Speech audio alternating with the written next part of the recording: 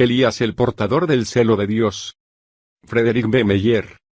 Capítulo 4. El espíritu y el poder de Elías. En los días de Elías, solo aquellos de carácter elevado comprendían lo que significaba la eterna plenitud del Espíritu. Los santos hombres de Dios hablaron siendo inspirados por el Espíritu Santo. Segunda de Pedro 1 verso 21. Elías fue uno de estos hombres llenos del Espíritu Santo. El único deseo de Eliseo fue el de heredar el Espíritu que tan manifiestamente había estado en su Señor. Segunda de Reyes 2 verso 9. El espíritu de Elías era una expresión muy familiar en los labios de los hijos de los profetas. Segunda de Reyes 2 verso 15. Y cuando el ángel de Dios habló a Zacarías en el templo, no halló mejor ilustración de la presencia del Espíritu en el niño que se le prometía que decir, e irá delante de él con el espíritu y el poder de Elías. Lucas 1 verso 17. El glorioso ministerio de Elías no se debió, por tanto, a ninguna cualidad inherente en él mismo, sino a que el Espíritu Santo moró en él de manera extraordinaria por medio de la fe. Este Espíritu se le dio a él como a otros santos hombres de Dios. Lo que debemos preguntarnos es si el Espíritu Santo está obrando con nosotros y a través de nosotros con poder. Si está obrando, entonces, aunque nuestra naturaleza sea indigna y débil, Él efectuará a través de nosotros las mismas obras poderosas que realizó a través de hombres que fueron superiores a nosotros en capacidad mental y moral. Más aún, podemos gloriarnos hasta en nuestras flaquezas para que este poder divino repose sobre nosotros de manera más notable, y para que sea más evidente que solo Dios merece la gloria. Ahora surge la pregunta, ¿podemos nosotros, individuos cristianos ordinarios, tener la esperanza de recibir el Espíritu Santo en aquella medida extraordinaria y especial con que reposó sobre Elías?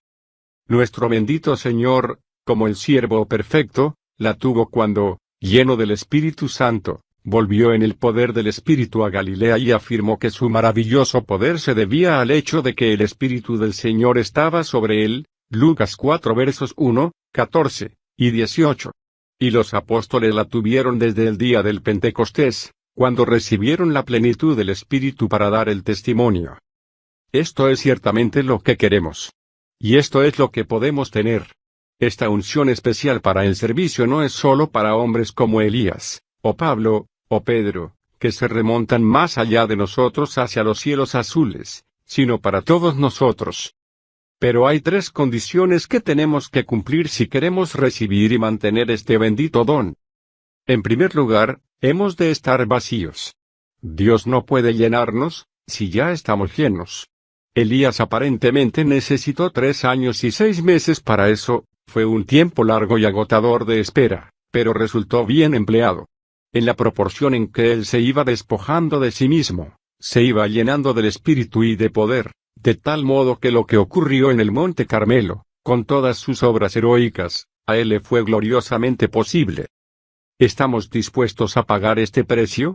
¿Estamos preparados para que Dios vacíe de nosotros todo lo que en alguna forma sea contrario a su voluntad?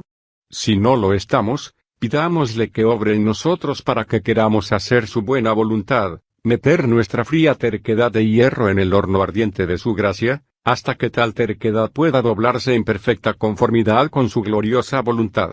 Pero si estamos dispuestos, creamos que Él nos llenará tan pronto como nos entreguemos a Él.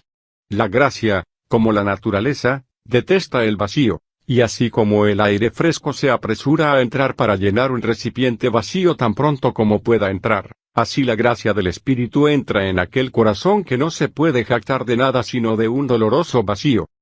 Si hemos cumplido las instrucciones de Dios, tenemos que creer, tanto si sentimos alguna diferencia como si no la sentimos, que Dios ha hecho su parte y ha cumplido la promesa que nos hizo a través de Jesucristo nuestro Señor. Tenemos que exclamar con la seguridad de la fe, te alabo, bendito Señor, porque tú has realizado tu obra preferida, has venido a hacer morada en mí.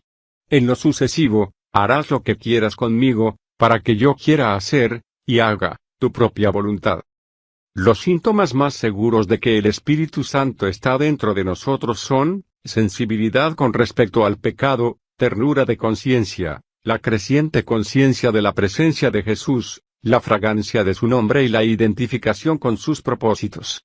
¿Tenemos acaso algunos de estos síntomas? En segundo lugar, debemos ser obedientes. Casi en cada declaración de las palabras de despedida que Cristo dirigió a sus discípulos reiteró el llamado a guardar sus mandamientos. La obediencia instantánea e implícita a la enseñanza de su palabra y a los impulsos internos del Espíritu Santo es condición absoluta para mantener, o incrementar, el depósito de la influencia santa. Esa obediencia tampoco es difícil, pues todos los mandamientos de Dios se pueden cumplir, y su gracia es suficiente. Desde las alturas de una obediencia constante divisamos el amplio y abierto mar de la bienaventuranza. La obediencia exacta de Elías es la condición inviolable para recibir y mantener el espíritu y el poder de Elías. Además, tenemos que vivir de la palabra de Dios. Elías y la viuda y su hijo vivieron de los recipientes que se volvían a llenar cada día. Pero el profeta tenía otra comida que comer de la cual la viuda y su hijo no sabían nada. No solo de pan vivirá el hombre, sino de toda palabra que sale de la boca de Dios. Mateo 4 verso 4. De esa palabra se alimentó Elías durante aquellos largos y lentos días. Esta es la otra condición absoluta para llegar uno a ser lleno del Espíritu Santo y permanecer lleno. El Espíritu obra con la palabra de Dios y por medio de ella. Luego, pues, si nosotros descuidamos el estudio reverente de la Escritura, nos privamos del mismo medio a través del cual el Espíritu de Dios entra en los espíritus humanos. Y esta es la gran falta de nuestros tiempos. Los individuos cristianos asisten a convenciones, se meten en toda clase de actividad cristiana, leen muchos libros buenos relacionados con la Biblia y con la vida cristiana, pero a la Biblia misma le ponen atención solo de la manera más superficial. Y por esta razón la Biblia no les habla. No hay libro que devuelva el valor del tiempo que se gasta en sus páginas como la palabra de Dios. Una Biblia descuidada significa un espíritu hambriento y sin fortaleza, un corazón sin consuelo, una vida estéril, y también significa entristecer al Espíritu Santo. Si las personas que ahora andan perpetuamente deambulando de iglesia en iglesia para recoger las migajas de ayuda y consuelo se quedaran en casa y se dedicaran a escudriñar la Biblia, habría más felicidad en la iglesia y más bendición en el mundo. Este es un consejo muy prosaico, pero es cierto.